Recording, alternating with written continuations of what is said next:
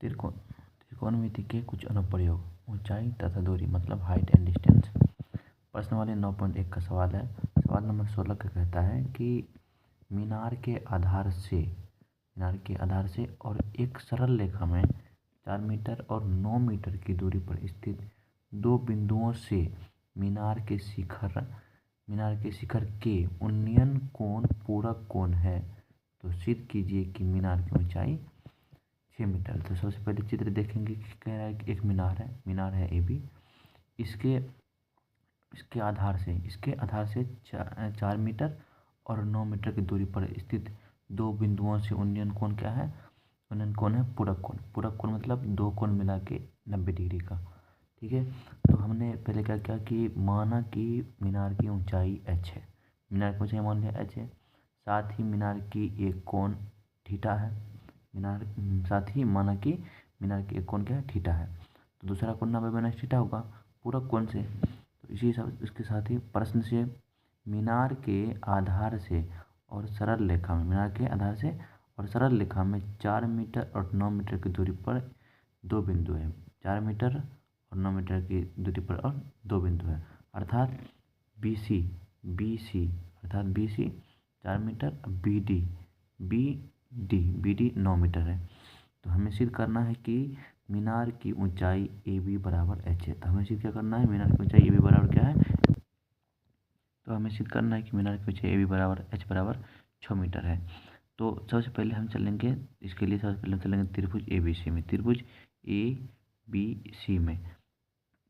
ABC में। अब यहाँ पे आधार दिया है और लंब दिया है, तो लंब और आधार tan थीटा में आता है, तो इसलिए हम पहले लिए हैं tan थीटा। tan थीटा बराबर होता है लंब बटे आधार मतलब AB बटे BC। tan थीटा बराबर AB का मान है h, जो हम h माने हैं, उसके साथ BC 4 मीटर दिया है, इसको मान लेते हैं समीकरण 1। उसके बाद अब चलते हैं त्रिभुज ABD में tan 90 - थीटा इस कोण से। तो tan थीटा होता है लंब बटे आधार मतलब AB बटे BD, उसके बाद BD।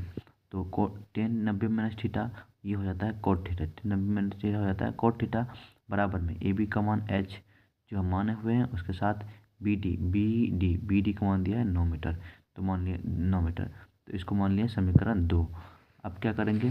समीकरण 1 तथा 2 को गुणा करने पर, तो गुणा करेंगे तो tan थीटा गुना कोट थीटा बराबर में h बटे 4 गुना में h बटे 9। तो हम जानते हैं कि tan थीटा गुना कोट थीटा बराबर हो जाता है 1, तो tan theta into cot theta की जगह पर हम रख दिए 1। साथ ही h गुना h स्क्वायर हो जाएगा और 9 गुना 4 36 हो जाएगा।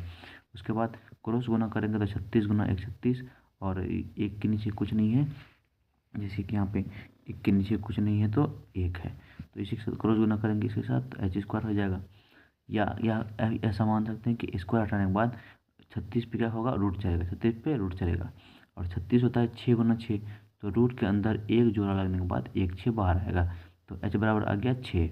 h बराबर क्या आ गया? 6, क्योंकि हमने मीनार की ऊंचाई h माना था और हमें h का मान 6 मीटर प्राप्त हुआ, अतः मीनार की ऊंचाई क्या हो गया? 6 मीटर, और यह हो गया प्रूफ। Thank you.